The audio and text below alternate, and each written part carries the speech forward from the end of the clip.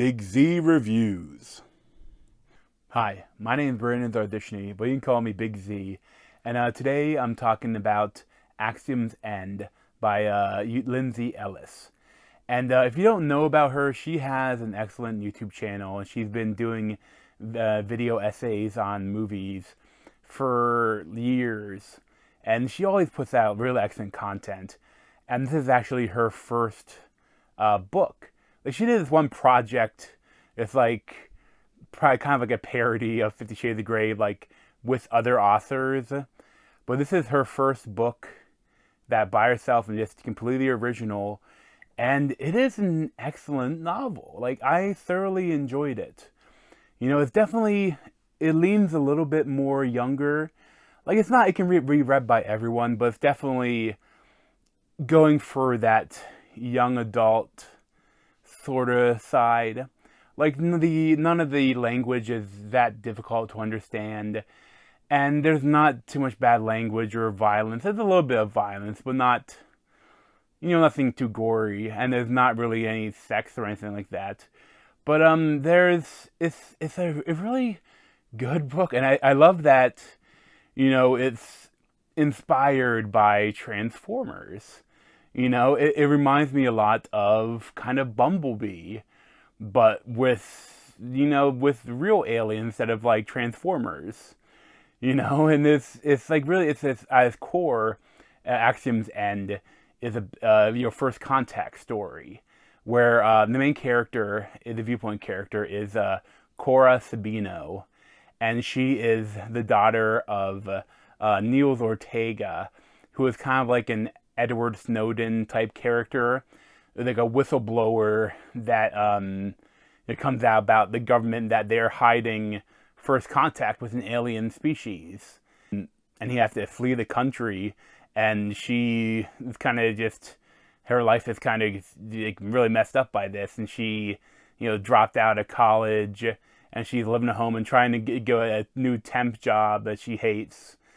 And like she when she's going there, like there's on the way there are people following her that looks, a Men in Black sort of situation. And then when that's at work, there's a meteor hits in the local area, and this is after like a month or two after a different meteor hit, and that coincided with the release of documents from her father that proved there was something fishy going on. And, that's kind of the beginning of the story, that because there's, when you go to her house, there's some maybe alien in watching her, and that kind of trying to figure out where her dad is getting the info, and he kind of goes after them.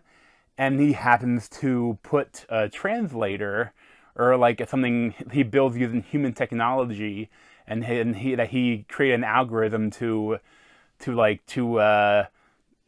interpret and pass forward from his language to our language, and that it becomes like like a ET, or a little bit of maybe like a rival, and definitely like Transformers. And there's a lot of interesting stuff with this alien species, because I love, it's always tough, like, if you ever, like, I know everyone's different with how they read, because, some people even can't picture anything in their mind. They can't create a mind's image. But, for me, I always feel like when I'm reading, I get like a flow, and I don't even think about it. But like, I'm reading all the words, and I'm like processing them, and my brain is still kind of making images that kind of play out of what I'm reading. Like, while I'm reading all the words, like, it's still kind of playing a form of a movie in my mind.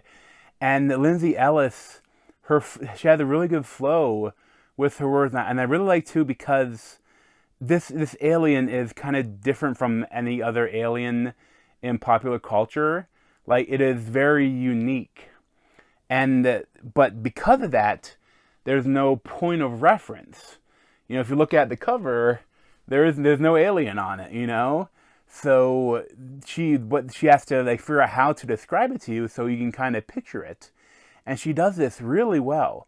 She uses like biggest thing she minds like she uses a lot like the head is like a dragon without a lower jaw, and like in the body she uses a lot of praying mantis like descriptions of how to describe it, and how it's like how they're like a post biological species, like they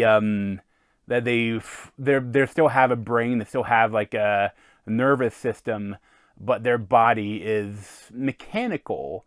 They've gone past being purely biological as a species. And it's just some really interesting stuff that I really liked. And it really, like, there's no info dump. I mean, it definitely did some things they had to explain stuff, but it was all done, very well. There's all, like, it was a slow burn because, like, there's a relationship forming between the alien, which is kind of like codenamed as Ampersand, and Cora. They form this really interesting relationship where they're kind of like, she's humanizing him, even though you can't really, it's an alien. You can't really humanize it, but it's different. But like they form this weird bond. And I kind of love that, how the play between the two of them.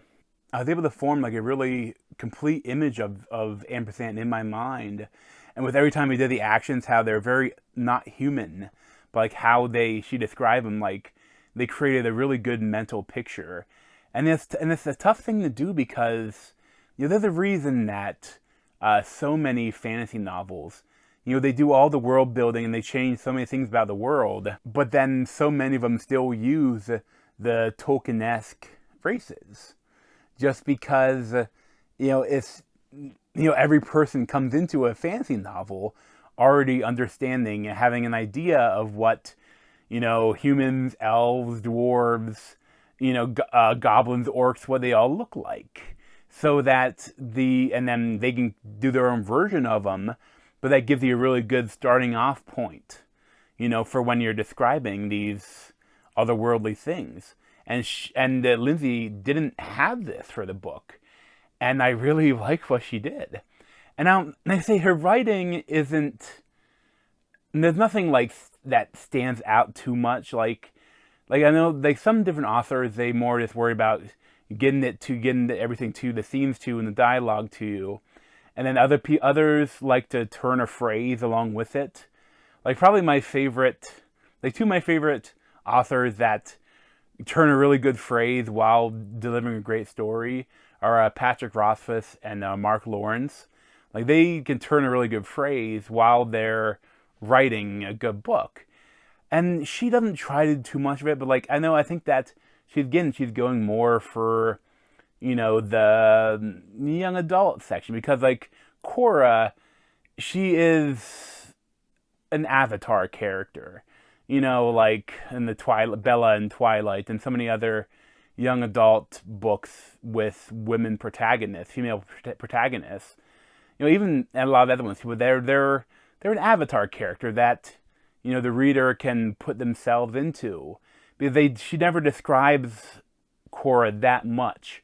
It was funny. I almost feel like she was at one point, like there's a trope that a lot of bad authors use where the character, when you first like getting to know the character, they'll look in the mirror and like, I looked in the mirror and saw that my 5'6" frame and my brunette hair and my hazel eyes and my there's a way to give the reader the mental picture of the character, and she never really does it, but I think she kind of like acknowledges it, but like she looks in the mirror and says, I looked in the mirror searching for beauty as so many other women I'm sure do, or something like that.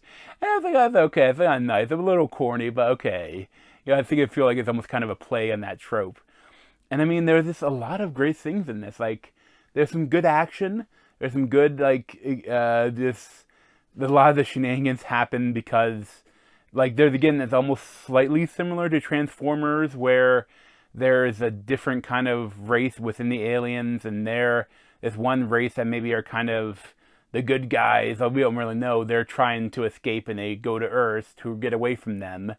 And that there is, like, the Decepticons, You know, that the whole idea, the Autobots, that there is some similarities, and I love even the acknowledgments. Like, there's a really cute thing where she says, like, she thanks Ronald Reagan for setting up that they could create Transformers, which is just really a show about trying to sell you your kids' toys, but like there's a lot of good stuff here, and I'm really looking forward to the next book in the series. I think it'll be book 2 is 2021, I think, and then book 3 is 2022, I believe. And I think the only thing though, it's a good beginning, middle, and end. Like, I'm satisfied just by reading this book. The last book I read, and the last book I did a review for, like, I kind of was like, I had a little bit of a cliffhanger. I really wanted to know what happened. This one, I'm satisfied with what happened. It had like a good conclusion, but there's definitely stuff that they could do after it. There's more stuff that they could do. So yeah, if you're a fan of science fiction and first contact stories, I would highly recommend Axiom's End. Like, there's a lot here to enjoy, and I think if you're all ages, male, female, whatever, I think there is a lot here to enjoy.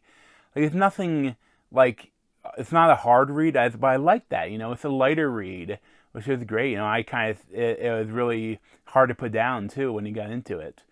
So I'd probably give it like an 8.75 or a 9 out of 10. Like, I did really enjoy it, and I would recommend it. But thanks for watching. You should go to the video playlist around my head and subscribe to me in that Z over there. Thanks. This has been the Big Z Book Review. Thanks for watching.